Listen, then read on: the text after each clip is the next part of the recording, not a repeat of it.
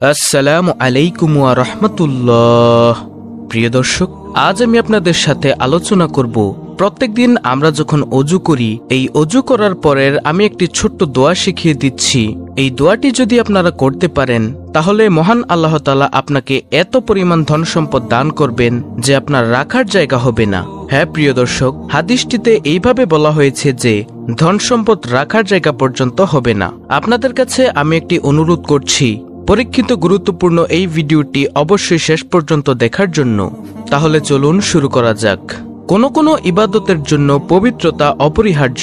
নারী পুরুষ উভয়কে পবিত্র হওয়ার জন্য অজু করতে হয়। ইসলামের বিধান অনুসারে অজু দেহের অঙ্গ প্রত্যঙ্গ ধৌত করে পবিত্রতা অর্জনের একটি মাধ্যম। এর আবিধানিক অর্থ সৌন্দর্য ও পরিষ্কার পরিচ্ছন্নতা। পরিভাষায় অজু বলা হয় পবিত্রতা অর্জনের নিয়তে নির্দিষ্ট অঙ্গসমূহে পানি ব্যবহার করা। পবিত্রতার ফজিলত প্রসঙ্গে পবিত্র কুরআনে মহান আল্লাহ তাআলা ইরশাদ করেছেন, হে ঈমানদারগণ, নিশ্চয়ই মুশরিকরা নাপাক বা অপবিত্র। সূরা তাওবার ২৮ নম্বর আয়াতে আল্লাহ তাআলা এটি বলেছেন।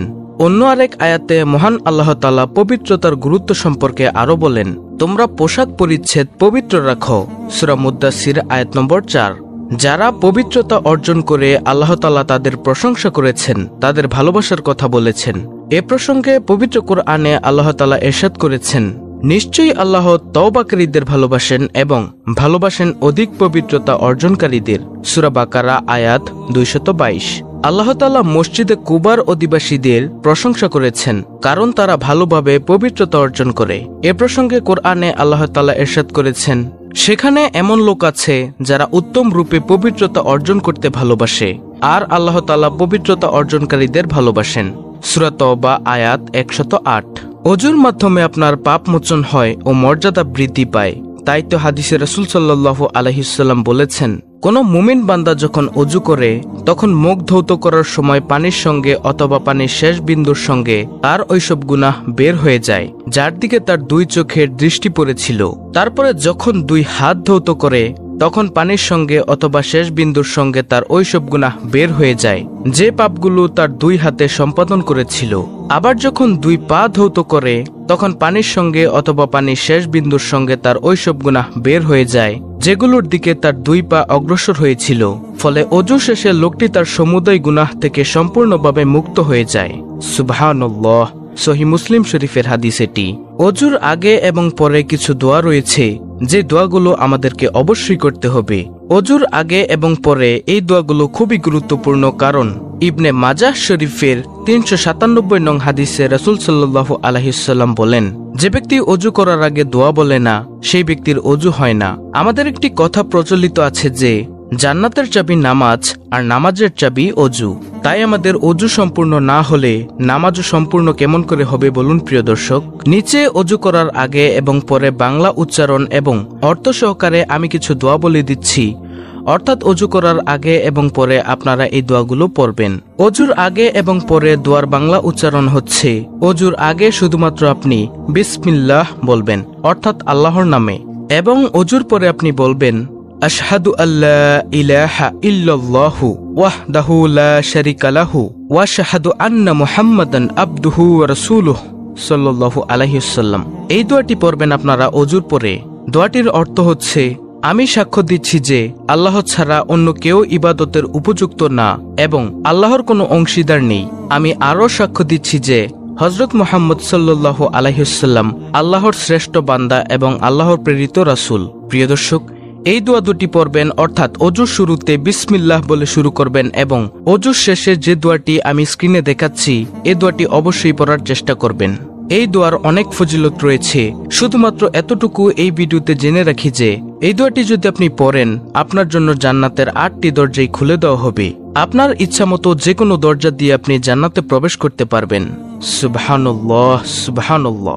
এবার আমরা জেনে নিব যে অজুর পরে যদি আপনি এমন একটি দোয়া রয়েছে যে দোয়াটি যদি আপনি পড়েন তাহলে আল্লাহ তাআলা আপনাকে এত পরিমাণ সম্পদ দিবেন যে আপনি কোথায় রাখবেন সেটি আপনি বুঝতেও পারবেন না। হযরত ইবনে উমর রাদিয়াল্লাহু তাআলা আনহু বর্ণনা করেন, একসময় জনৈক ব্যক্তি হুজুর আকরাম সাল্লাল্লাহু আলাইহি ওয়াসাল্লামের খেদমতে এসে আরজ করল, ইয়া রাসূলুল্লাহ সাল্লাল্লাহু আলাইহি ওয়াসাল্লাম, দুনিয়া আমাকে পরিত্যাগ করেছে এবং আমি অভাবগ্রস্ত এবং অক্ষম হয়ে পড়েছি।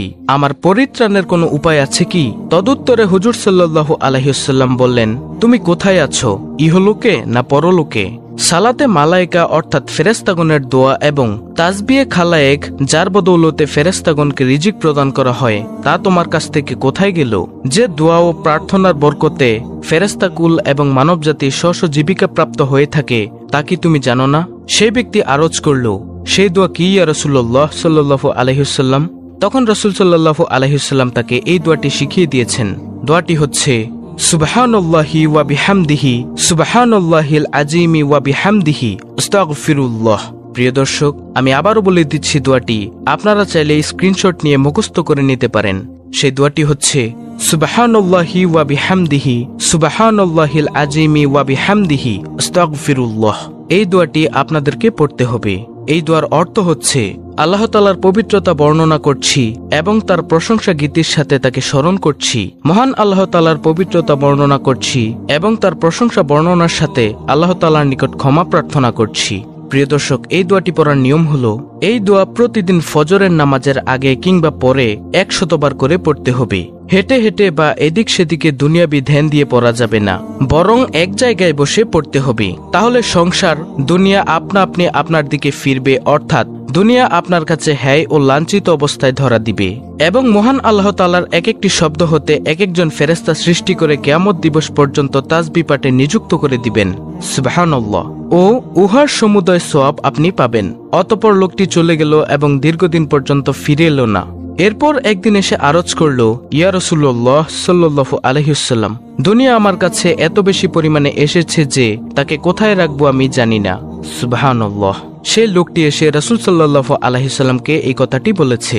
অর্থাৎ আপনারা যে দোয়াটি আমি এখন স্ক্রিনের মধ্যে দিয়ে দিচ্ছি, এই দোয়াটি প্রত্যেকদিন ফজরের ফরজ নামাজের আগে কিংবা পরে আপনারা 100 বার করে পড়বেন। এছাড়াও আপনারা প্রত্যেকবার ওযু যখন করবেন, প্রতিবার ওযু করার পরে অন্তত একবার হলেও এই দোয়াটি পড়ার চেষ্টা করবেন। ইনশাআল্লাহ মহান আল্লাহ তাআলা চাহে তো আপনি ধনী হয়ে যাবেন, আপনার ধন সম্পদ আল্লাহ তাআলা বৃদ্ধি করে দিবেন। ইনশাআল্লাহ আপনার রিজিকে বরকত দান করবেন। অবশ্যই আপনাকে কয়েকটি জিনিস মনে রাখতে হবে। যে ব্যক্তি 3টি কাজ করে, আল্লাহ তাআলা তাকে ধনী করে দেন। সুবহানাল্লাহ, সুবহানাল্লাহ। নম্বর 1, সব সময় ওযু অবস্থায় থাকা। নম্বর 2, আল্লাহর রাস্তায় দান করা। আপনার যতটুকু সামর্থ্য আছে আপনি দান করবেন। নম্বর 3, হজ করা। এই 3টি জিনিস আপনারা অবশ্যই মাথায় রাখবেন। ওযু অবস্থায় সব সময় থাকার চেষ্টা করবেন। ওযুর পরে বেশি বেশি দোয়াটি পড়ার চেষ্টা করবেন।